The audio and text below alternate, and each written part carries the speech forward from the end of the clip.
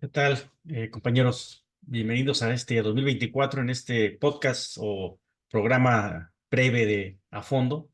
Vamos a empezar este 2024 con el episodio número 14 y vamos a hablar algo de lo que a veces no se les habla claramente y no lo tienen inclusive los jóvenes profesionistas en cuenta. Digo, evidentemente los que son administradores o son contadores o tienen alguna carrera relacionada con la administración o con la contabilidad, pues ellos sí tienen esa, esa preparación fundamental para empezar nuestra vida laboral afuera, ¿no? Y evidentemente esto impacta después en nuestra vida común, ¿no? Y nos estamos refiriendo ahorita a lo que son pues, los impuestos, ¿no? Voy a tratar de en estos pocos minutos, tratar de hacer una semblanza de qué es, de cómo está compuesto o cómo se establece un sistema fiscal, ¿no? Un sistema de recaudación de impuestos y de pago de impuestos, ¿no? Y vamos a empezar con lo esencial. Eh, Todos los gobiernos de todo el mundo, inclusive los socialistas, pues necesitan que haya ingresos para poder administrar eh, los bienes y servicios de la nación y poder llegar y beneficiar a todos los habitantes, ¿no? Entonces, esto lo podemos, y seguramente en algún momento lo leímos o alguien nos lo contó de eso que se llama la teoría del Estado, ¿no? Y podemos hablar de Rousseau y vamos a hablar de otros pensadores, el Leviatán, ¿no? El Estado como tal. Y este es el Estado y esta es la razón por la que se generan los impuestos. En nuestro sistema mexicano, en la Constitución, en el artículo 31, específicamente en la fracción cuarta, nos dice que pues, todos los mexicanos estamos obligados a participar de la manera equitativa y proporcional que marquen las leyes en el pago de impuestos, ¿no? Esto quiere decir que eh, el que gana más debe de pagar más y el que gana menos, pues obviamente tiene que pagar menos. Esto se traduce en nuestras tasas de impuesto sobre la renta, ¿no? Hay una eh, ley de impuesto sobre la renta, una ley de IVA, una ley de impuestos especiales, etcétera, etcétera. Una gran diversidad de impuestos. Luego vienen también lo que son los derechos, lo que son las contribuciones, pero vamos a centrarnos nada más en lo que son los impuestos. Hace poco tenía un problema ahí con un familiar muy cercano, que empezó su vida laboral y empezó a trabajar eh, contratada por honorarios, ¿no? Y entonces de repente le llega un correo donde viene una notificación donde dice que no ha presentado una declaración, ¿no? Se queda como, pero yo por qué tenía que presentar una declaración, ¿no? O sea, no tenía la mínima idea, ¿no? Obviamente su carrera no tiene nada que ver con cuestiones administrativas, contables ni financieras. Entonces, ese es un impacto fuerte porque no los están preparando las universidades públicas y privadas para después llegar y establecerse, especialmente cuando son emprendedores, ¿no? Cuando llegas a un empleo y tienes todos los beneficios del empleo, tienes todas las prestaciones completas, pues generalmente el trabajador el empleado es el que asume y le retiene los impuestos que deben corresponderse, y si no, si pasa cierto tope, pues entonces no tienes ni siquiera que hacer una declaración de impuestos, ¿no? Pero cuando estás empezando, obviamente, pues no tienes un ingreso muy grande y de repente te das cuenta que ya tienes multas y tienes actualización de lo que debías y tienes que pagar un montón de dinero, ¿no? Que no tenías tú ni siquiera presupuestado ni te pasaba por la mente. Entonces, de eso se trata este tema y viene muy relacionado para lo que pasa después, ¿no? De cómo se distribuye ese dinero en el Estado, cómo se hacía en las anteriores administraciones, cómo lo hace el gobierno federal ahora, ¿no? Ahora, ya establecimos lo que son las bases, es decir, todos tenemos que cooperar de acuerdo a lo que a nuestro ingreso para que el Estado tenga el dinero para poder dar los servicios públicos, ¿no? Seguridad, salud, educación, principalmente, ¿no? Y después ya vienen todos los demás, que es la infraestructura. Y evidentemente el Estado no nada más recibe los impuestos de nosotros los contribuyentes, sino que también los recibe de los bienes que se explotan, ¿no? En este caso, pues el petróleo es un claro ejemplo. Se beneficia también del impuesto que se retiene, por ejemplo, en el IVA, que lo paga todo el mundo casi en todos los productos, ¿no? Hay muchos productos que están exentos, como la alimentación, la cuestión de medicamentos, pero generalmente si ustedes van y compran gasolina, pues ahí les van dos impuestos, ¿no? El IVA y el impuesto especial sobre producción y servicios. Entonces, si ustedes compran unos lentes, pues viene también el IVA sobre los gafas. Si ustedes compran ropa, viene el IVA también. Y ahí se va generando las contribuciones. Este primer paso es el, digamos, pues se pagan los impuestos por todos los contribuyentes y después el gobierno lo establece en una ley de ingresos y después lo establece en un presupuesto de egresos, que es cuando ya sale, ¿no? Pasan son los tres pasos de la administración, ¿no? La actividad financiera del gobierno. Primero es el ingreso, ¿no? Recibe, como lo decimos, dinero de todos y de los bienes que se explotan. Después viene el paso de la administración, es decir, entran los recursos, se reparten entre las diversas secretarías, entre los diversos entes públicos. A nivel federal, obviamente, pues tenemos no nada más al gobierno central, sino también al Poder Judicial y al Poder Legislativo, más todos los organismos autónomos, como puede ser el INE, el IEQ, perdón, el Instituto Nacional Electoral, los estatales, y se reparte también, obviamente, muchos de los ingresos, como estamos federados, se reparten entre los estados. Hay una fórmula ahí en la Ley de Coordinación Fiscal que establece cómo le van a dar los impuestos a cada estado, ¿no? Depende de cada entidad federativa cuánto recaude y cómo sea su contribución también de impuesto sobre la renta IVA, pues también ahí se les reparte la cantidad, ¿no? De ahí que por la naturaleza de la fórmula, siempre se han tenido más recursos los estados que ya tienen cierto desarrollo social, ¿no? Hasta ahora este gobierno que se está impulsando un poco más al sur, que es cuando ya se ve otro panorama, ¿no? Entonces, a ver, regresando, cuando nosotros somos emprendedores, entonces tenemos que saber que vamos a tener que pagar impuestos, ¿no? Y digo, hay varios regímenes donde se puede uno inscribir. Hay unos regímenes muy, muy buenos para los emprendedores, como son esta cuestión del reciclo, ¿no? Que es el impuesto es muy bajito, ¿no? Se estableció por ahí ya con este gobierno y con esta reforma un beneficio enorme para la clase media, ¿no? En este caso, y para cierto tipo de contribuyentes que pudieran acogerse a este régimen, ¿no? Régimen de simplificado de confianza, en donde la tasa máxima de impuesto sobre la renta es el 2.5, ¿no? Muy diferente a un impuesto de otro régimen como el que es actividad empresarial, como de lo que estamos hablando de sujetos, en donde puede llegar el impuesto al 35% del ingreso, ¿no? Imagínense, el 2.5 al 35. Entonces, por ahí hay algunos problemitas ahorita con el reciclo, ¿no? Por cuestiones de implementación, yo espero que lo resuelva pronto el gobierno federal, en este caso el SAT, y pueda seguir dando el beneficio a mucha gente que es de esa clase media, ¿no? Eh, bueno, esa es la parte en donde nosotros participamos y debemos yo creo que no estaría nada mal que las universidades establecieran una clase a todos de impuestos, ¿no? Y sabes que, a ver, vamos, aunque sea por encimita, ¿no? Y sabes que si tú ganas 30,000 pesos al mes, pues vas a pagar un veintitantos por ciento de impuesto, ¿no? Y tienes derecho, obviamente, a ir recabando tus deducibles, ¿no? En este caso, ¿no? Si tienes deducibles, si es una actividad empresarial, podrías tener deducibles, es decir, tus gastos de medicamentos, tus gastos, digamos, muy personales, ¿no? Si estás pagando una hipoteca, si estás haciendo un plan de retiro, por ejemplo, este, también eso es totalmente deducible. Entonces, ese creo que se tendría que integrar en la parte de las universidades a todas las carreras, obviamente, ¿no? Porque yo también me acuerdo que cuando salí, de repente te das cuenta, ya tenías una multa porque no habías presentado una declaración, ¿no? No le habías dicho a tu contador, oye, presenta mi declaración, ¿no? Entonces, son esas cuestiones ahí donde creo que se tiene que poner mucho énfasis. Y ahora vámonos. Ya que pasamos esta parte de para qué se pagan los impuestos, ¿no? El gobierno lo recibe. Vimos en otro episodio lo que era el presupuesto de la Federación para 2024, ¿no? Ya lo habíamos analizado.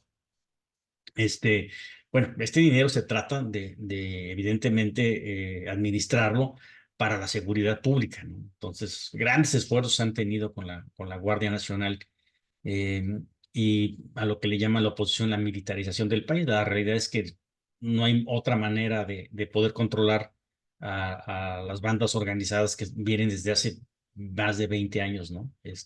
Y crecieron durante décadas y ahora es muy difícil pararlo, ¿no? Yo creo que no va a ser suficiente esta administración, no lo fue suficiente, tendrá que seguir el énfasis en la siguiente administración y para eso es todo estos impuestos que se pagan. Eh, en cuestión de salud, de igual manera, ¿no? Nos dejaron prácticamente una sociedad enferma. Si nosotros vemos los análisis de salud, nosotros vemos las estadísticas en salud que hay en la Secretaría de Salud a nivel federal, nos vamos a poder dar cuenta que somos una sociedad enferma, ¿no? Una sociedad en donde gran parte de la población padece obesidad, ¿no? Y gran parte de esa, una parte de ese porcentaje de gente que tiene el sobrepeso, tiene un grado de enfermedad mórbido, ¿no? Es decir, ya no es el gordito simpático nada más, sino que ya tiene una cuestión ya que de verdad implica una enfermedad, ¿no? Una cuestiones muy asociadas a lo que es la peor pandemia que tenemos, que es la diabetes, ¿no? Que a la postre, en el caso de la pandemia, pues claro que tuvo un impacto superior, ¿no? Es decir, una sociedad enferma a este grado, no es lo mismo que le dé una enfermedad como el COVID a una persona sana que a una persona que tiene una morbilidad, ¿no? Entonces, son esas cuestiones en donde se tiene que seguir trabajando y se le tiene que seguir impulsando. Por ahí veía yo unos análisis a nivel internacional en donde México también no destina lo suficiente en recursos, ¿no? Ahora, una cosa es el destinar lo suficiente y otra cosa es administrarlo correctamente, ¿no? Que creo que antes, aunque se hubieran cumplido en algún momento con los estándares mínimos que se invierten tanto en educación como en salud, como en seguridad, si esos recursos no se administran correctamente, da igual que le pongan el doble o el triple, no se va a llegar a nada, ¿no? En este caso, creo yo que ahí van los esfuerzos, sí, no son los resultados que nosotros hubiéramos querido tanto en materia de seguridad como en materia de salud, pero ahí va, ¿no? Y ahorita ya es el tercer esfuerzo del gobierno federal tratando de hacer este proyecto IMSS Bienestar, tratando de unificarlo. Y digo, ahí quitaría también una tarea pendiente, ¿no? Que va muy implícita con lo de los impuestos, ¿no? Se recaudan los impuestos, también tenemos lo que son las contribuciones de seguridad social y ahí entramos a esta parte en donde pues está la cuestión de las pensiones, ¿no? Las pensiones, las jubilaciones, ¿no? Todo lo que tiene que ver con el retiro de trabajadores, pues están haciendo los grandes esfuerzos en cuanto a lo que se trata de los trabajadores asalariados que tienen una formalidad. En el caso de los que no, bueno, para eso está ese programa de la pensión universal, ¿no? Que no es suficiente, claro que no. Por eso es que el gobierno sí necesita recaudar más, ¿no? Necesita recaudar más recursos. Si nosotros analizamos las cifras también de la OCDE, y incluso a nivel Latinoamérica, México es uno de los países que menos recauda de impuestos, ¿no? Por ahí había un análisis en donde se decía que México prácticamente es un paraíso fiscal, ¿no? Sin ser particularmente un paraíso fiscal, lo es, ¿no? Por la cuestión de los impuestos y todos los beneficios y las posibilidades que hay de poder eludir las contribuciones, ¿no? Y esto nos lleva, obviamente, a una situación en donde nosotros tendríamos que proponer una reforma fiscal integral, ¿no? Una reforma fiscal, no me refiero únicamente a la manera de recaudar los impuestos, sino inclusive eh, impactar las tasas de los impuestos, ¿no?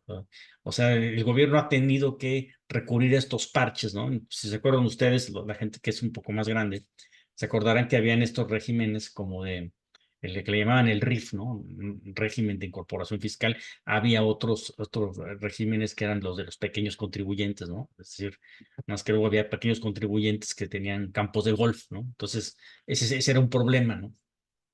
Pero esa es una situación muy real, ¿no? Necesitamos nosotros revisar, o sea, se tendrían que revisar las tasas, ¿no?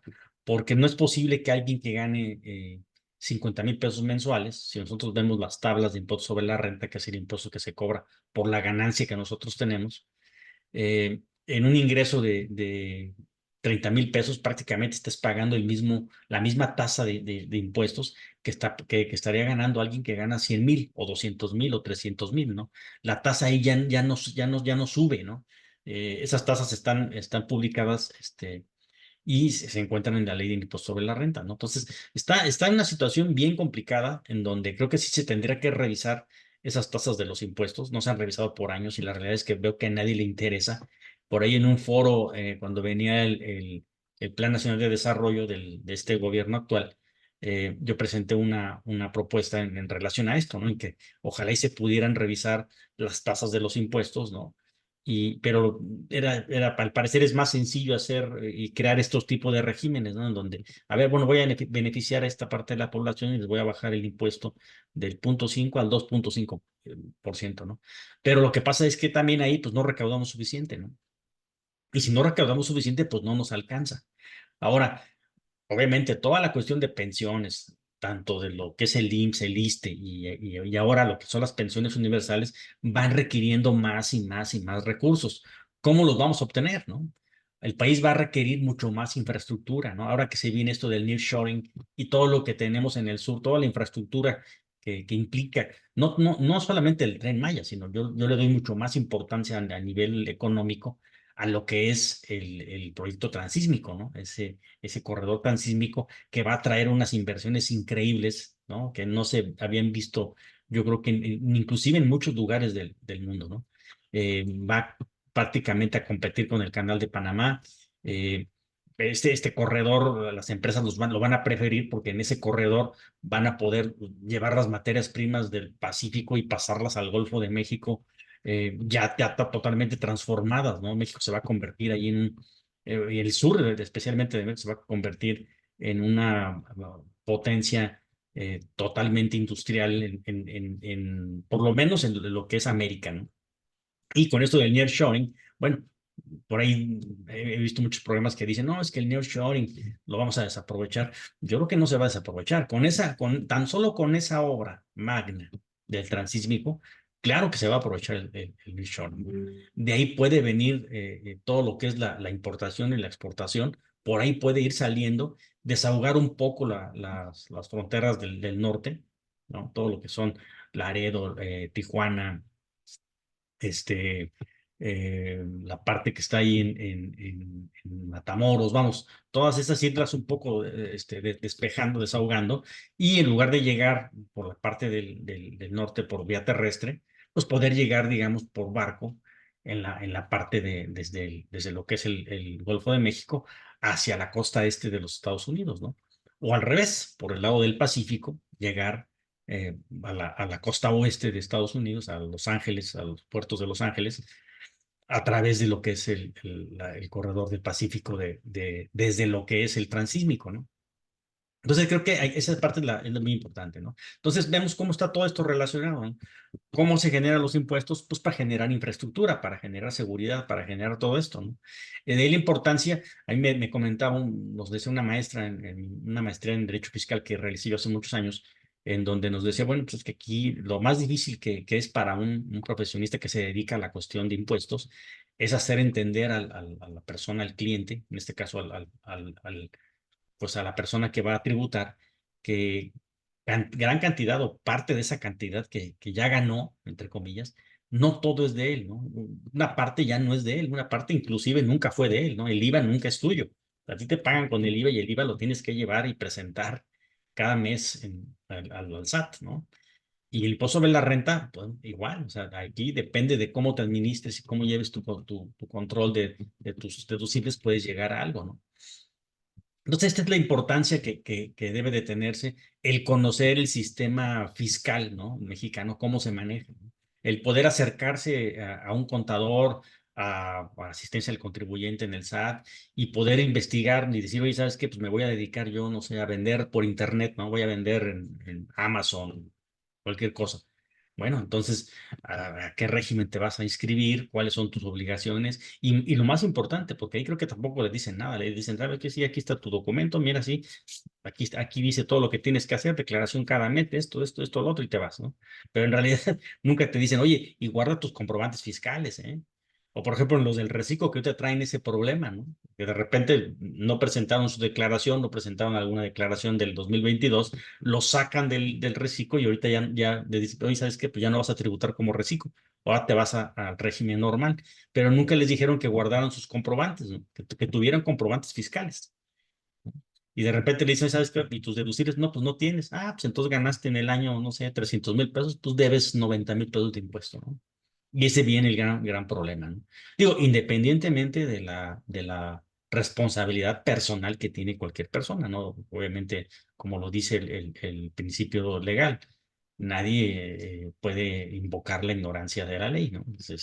No es un pretexto, ¿no? Es una cuestión que se debe de aprender y entender, ¿no? Y bueno, y ya para finalizar este breve capítulo, bueno, tenemos que hablar evidentemente de lo que es la parte última, ¿no? La parte última que es lo que es la recaudación, ¿no? La recaudación y cómo se fue manejando durante los años, ¿no? La gran corrupción que había en el SAT.